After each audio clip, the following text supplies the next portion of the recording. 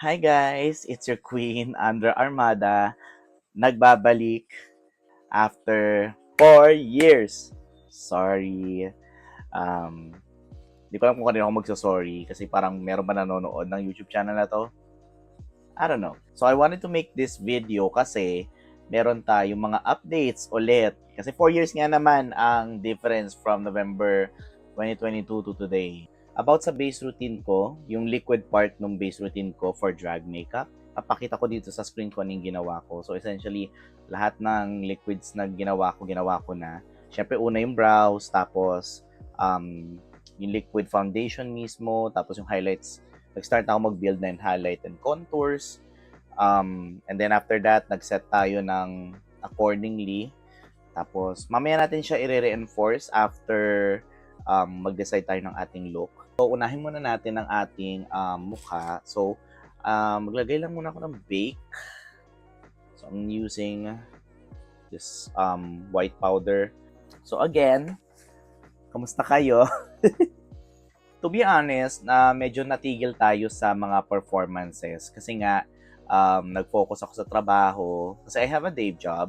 So I had to focus there. So lahat ng energy ko nandoon. Although technically yes, may Saturday, Sunday, pero kasi life tends to get in the way ng mga hobbies mo. So you really have to learn your balance on what to do. Mag-neutral glam tayo today. Meron akong tutorial actually for a neutral glam drag. Meron akong video noon. I'll link it, I think here. So meron akong neutral drag and in that video, I used this palette na matagal na sa akin. Beauty Glazed Perfect Neutral. Okay pa siya. I love this palette kasi nga, maganda yung neutrals at pinakagamit ko dito yung black na super pigmented. Maybe I'll use this one. This is called Mud. Blow out natin yung crease natin. May mirror ako talaga eh. Nasaan na yun? Ano yung mirror ko? Ito. Sarapan ko pala. Mali. After nung last upload ko, ang sumunod na ganap na nun is yung Love Yourself anniversary nung November 2022. Ang costume ko nun was inspired by gold Y2K. So, Y2K ang atake niya. So, may nakapants ako nun. Tapos nakabra lang na gold. Pinul ko yung inspiration from the song na pinerform ko, which was Answer the Phone. Hindi yung original na Korean version. Actually, ginamit ko yung version ni Roxanne Barcelo. Apparently, siya yung nag-cover ng English version, which was fun. Nagulat din ako nung I did the research. Next na nun is May 2023 na. This time, this is for mga summer ganap. Ang pinerform ko dito is Na Na Na by Beanie. Tapos ang outfit ko ng black and pink na medyo chaotic tingnan. I don't know, girl. I tried to make it work. I did made it work. I remember. Okay, this needs a darker color. So, mag-darken tayo with clay. I don't know about you guys, pero kasi, nung mga first few videos ko sa channel na to, nag-i-English talaga ako. In review of the videos before, nakita ko na talagang for the English talaga siya, tapos hindi siya nagmamatch sa visuals. You know what I mean? Pataas yung kilay. So, parang, gusto natin siya i-match. Match natin yung energy. Oh. Sila pantay. Ayan. Yung next na, ganap ko in drag, Love Laban 2023 sa QC. This was in June 2023. Nag-work ako nun as event specialist. So, meron kaming client na kailangan nila ng drag queen na parang brand ambassador. So, ako na lang gumanap. So, I did my drag at that time. Tinignan ko ulit yung Instagram post ko. Parang, sure ka na dyan, sis. Pero I made it work, honestly. Kasi, kinoconsider ko din yung comfort ko. Kasi mainit. Outside yun na event. Hindi siya talaga pwede yung full drag. Ayun. Tapos, pumarada kami. Big mistake ko yung heels ako noon. Ang sakit na pa ako, day. Gusto ko nang hubarin talaga. Kaya lang, naka-stockings pa ata ako nun. But anyway, yeah, we need the brown here. Itong clay, haluan ko ng scarlet para may red undertone. Medyo di ako sure doon sa shade. Dito na tayo, panindigan na natin. Ito nangyayari kapag hindi masyado nagme-makeup, nawawala sa practice. Okay, so yan na muna for now. Let's add it on the lower portion of the eye. I'm actually still looking for my look, kumbaga. I mean, there could have been some looks na ginawa ko before that work.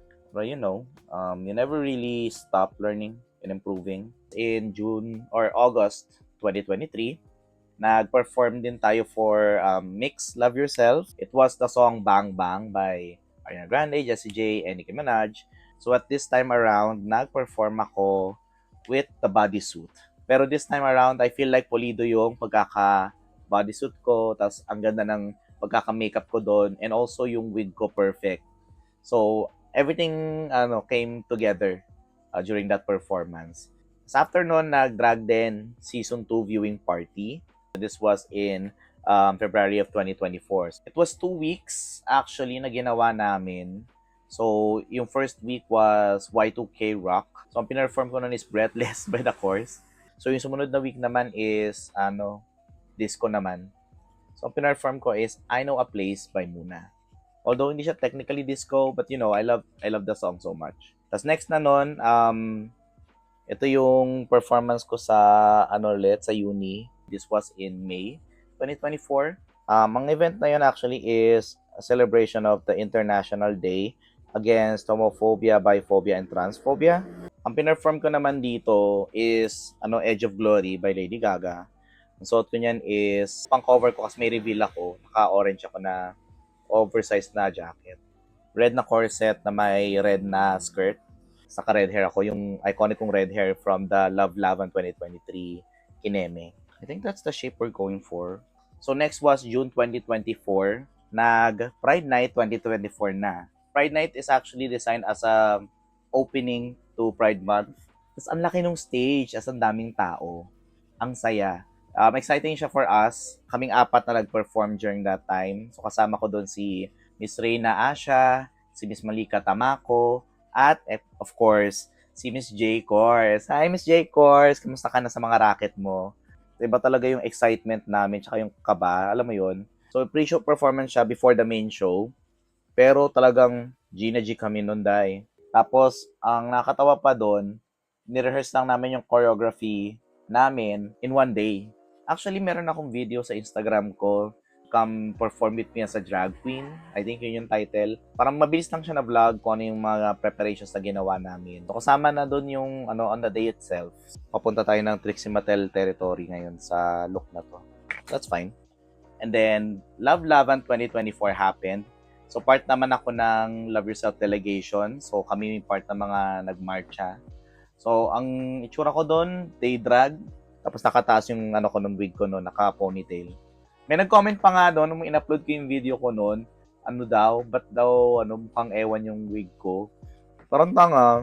May volume nga eh. So, mas comfortable kasi ako na medyo may volume yung wig. Para magmukhang maliit yung mukha. Illusion. The Art of Illusion. Si Sparkle Makeup. Meron silang parang ganitong palette na foundation palette. Gamitin lang natin to as ang katong crease. Ala Trixie Mattel. So after ng Love Laban 2024, which was June of course, sumunod na dun yung Drag Race Season 3 viewing party. So August of 2024 to. So for this viewing party, nag-perform naman ako ng 2 nights. So isang routine na lang ginamit ko which is How to Go by Chapel Roan. Ang suot ko nito, yung in-style ko na football jersey. Ginawa ko siyang parang, dress. Nilagyan ko siya ng konting fringe, tapos nilagyan ko ng stoning yung yellow. Tapos ang ganda pa ng hair ko doon, very malaki. Kulot-kulot, very Chapel Roan. Kasi, andito siya yung copper, Si Chapel Roan na yun dyan.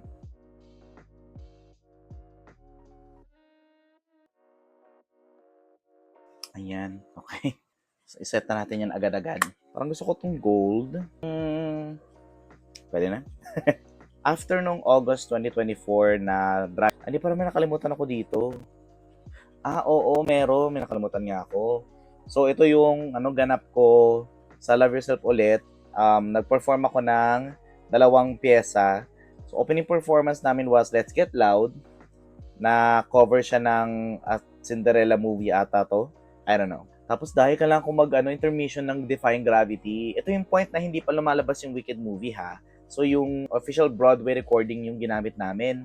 So medyo nagpanik pa ako nung una, paano ako mag-green na mabilis? Ang alam ko lang na way na mag-green is eyeshadow. So mabilisan siya. Buti na lang marami akong time to do the contours and highlights in green. Mayroon akong TikTok video na nag-lip sync ako sa Defying Gravity.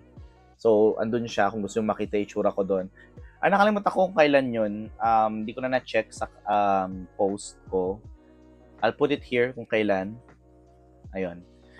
So after na we're jumping to June 2025, this was Pride Day lip sync battle. Sa laman ng mga katrabaho ko, nagdadrag ako. So, naturally, ako yung pambato. And in fairness, nag-top 3 tayo. I would say, maganda yung feedback sa akin sa performance. Ang nag-judge sa akin is si Turing and si Miss Lumina Klum. So, thank you so much, Miss Turing and Miss Lumina Klum for judging our contest. So again, kung gusto niyo makita ng mga updates from me, you can follow me on Instagram and TikTok. Okay. Still works. Work.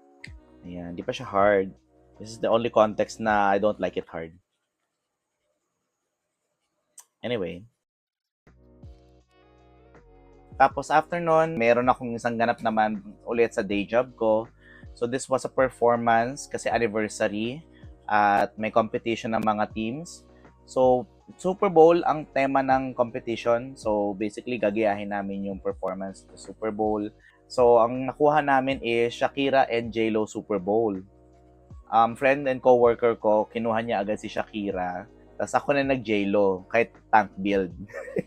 It was worth it kasi nag-champion kami. Work. Ganon. So next natin magbe-blend tayo ng eyeliner. Everbelena color pencil, luma na to na packaging nila. Luma na rin to in general. Hindi akong gayahin. Always change out your makeup. Kung lagi ka nagme-makeup, palitan mo lagi. Well, na pag-expire na talaga yan, wag ilaban para ma-drag queen, so laban lang. Girl, narinig ata ng mic yun. So yan yung eyeliner sa ilalim. Just need to blend that out a little bit. So, this is the time na magdi-dip tayo sa black. The Beauty Glazed. Okay, I'm gonna stop there. So, in between ng mga ganap na yon, tinulungan ko si Naila Mon sa kanyang mga wigs kasi during that time as well, nag-start siya mag-comeback since nag-rebrand nga siya. So, tinulungan ko siya sa mga wigs na kailangan niya. So, may mga wigs siya dito. Kapag kailangan niya ng wig, tapos kailangan ng specific style, ako na lang gagawa. So, i-follow nyo din si Naila Mon sa Instagram niya. I will show it here. So again, this is iMagic cream foundation in white. Let me just set that bitch first with white powder. Then correct that with eyeliner. Okay, tapos curl lashes tayo. Okay. May mascara na yung lashes natin. So while that's drying, gawin natin tong brows. I'm gonna use mud. Pero para masyado siyang soft. Yep. I'm gonna use clay instead. Mas deeper siya. Tapos gagamit ako ng bigger brush. The brows are more alive. Let me just remove the bake. And then, siguro as a pop na lang ng color, maglagay tayo ng white. Yan yung eye makeup. Tapos, we can now proceed sa the rest of the makeup, which is the base and the lips. Actually, I want to discuss quickly yung mga pinamigay sa amin na ginamit ko today. So, for the primer, I used the Careline Power Grip Primer. So far, so good yung base. And in terms of contour, so two shades ako ng foundation, lighter and darker. But of course, nag-add pa rin ako ng contour shade. This is Careline's Liquid Chisel in the shade Pecan. Actually, perfect to kung gusto mo ng natural looking na contour. I decided to add this lang dito sa areas na to add a bit of shadow. Hindi lang basta siya 2 different shades of foundation. So, merong signify contour. Gumamit din tayo ng cream contour. This looks like a bronzer actually. Pinatong ko siya dun sa ibabaw ng gray to add a bit of warmth back in. This is the Careline Canva Pot in pattern. So, thank you so much, Careline, for these 3. These are 3 amazing products that you had. At ang ganda ng packaging, very Y2K. Look at that. Thank you so much, Careline. Love you for this. So again, let's go back to the base. Because hindi. Kung gamitin ako ng contour sheet from an old palette, this one is Insta-Ready contour kit from Bobby Cosmetics. Di ko alam kung buhay pa tong brand na to. Andito na to since 2019. Feeling ko buhay pa yung Bobby Cosmetics. Hahanapin ko lang yung ganito nila ulit and I'll just replenish this one. Kasi it has 4 colors na. It has your darkest contour, tapos may dalawang bronzers na. Ito super red naman ito. Ito dalawang bronzers to, tapos ito isang highlight na frosty talaga. Kaya lang masyadong glittery. And that's the contour. I don't necessarily need contour sa hairline or sa forehead ko. So I'm just gonna use bronzer on it. So gamitin ko na lang itong mas orangey na bronzer shade. Magpa-powder blush lang ako. Hala, may nabasag. Oh no. Magba-blush ako pero medyo questionable itong palette na to. Di siya sa kilalang brand. Basta. Tapos, lagay din tayo ng konting bronzer dito sa contour. So, yan yung itsura ng base, tsaka yung contour and highlight. So, part of na mga pamigay ni MAC Cosmetics is lipstick and lip liner. So, I got the iconic MAC Cosmetics Russian Red and I got their lip liner in Ruby Woo. Ito ang ating lip today. Woo! Exciting!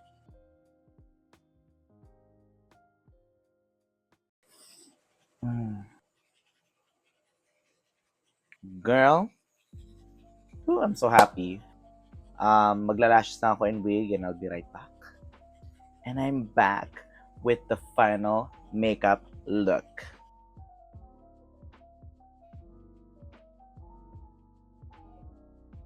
Ganda, diba? So, itong wig na to actually, this was one of the wigs na I styled for a rental client. I'm in the middle of resetting it. Mukhang okay pa naman siya susunuot ko. So, this is the only other time this year na nag-drag ako. And I think I still got it. Buhay pa ang makeup skills ko. But hopefully, makapag-explore tayo ng other ways of applying my drag makeup and maybe find the best look for me. But for now, this is it. So, yun lang lahat ng updates ko for you guys. So, again, thank you so much kung subscriber kita out of the 19 subscribers that I have at pinanood mo ulit tong video na to. Thank you!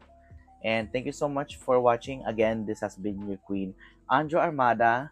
See you in the next video.